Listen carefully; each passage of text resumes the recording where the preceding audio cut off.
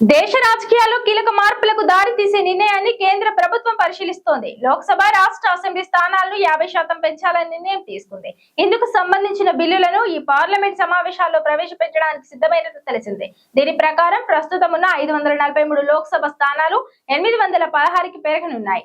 ఇదే విధంగా దేశవ్యాప్తంగా అసెంబ్లీ స్థానాలు కూడా 4123 నుంచి 6185కు పెరుగుతాయి. ఈ ప్రతిపాదనలో భాగంగా తెలుగు రాష్ట్రాలైన తెలంగాణ, ఆంధ్రప్రదేశ్లలో లోక్సభ, అసెంబ్లీ స్థానాలు గణనీయంగా పెరగనున్నాయి. తెలంగాణలో ప్రస్తుతం ఉన్న 17 లోక్సభ స్థానాలు 26కు, అసెంబ్లీ స్థానాలు 119కి నుంచి 179కి పెరగనున్నాయి.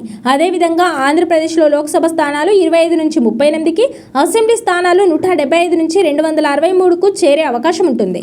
ఇందుకు సంబంధించిన సమాచారాన్ని సోమవారం సాయంత్రం ఎన్డీఏ సమావేశంలో కేంద్ర ప్రభుత్వం వామపక్ష పార్టీలకు వెల్లడించినట్లు తెలుస్తోంది. కేంద్ర హోంమంత్రి అమిత్ షా, పార్లమెంటరీ వ్యవహారాల మంత్రి కిరణ్ రిజిజు, న్యాయశాఖ మంత్రి అర్జున్ రామ్ మేఘవాల్ నేతృత్వంలో భేటీ జరిగింది. కాంగ్రెసేతర విపక్షాలతోనూ విడిగా భేటీ జరిగింది.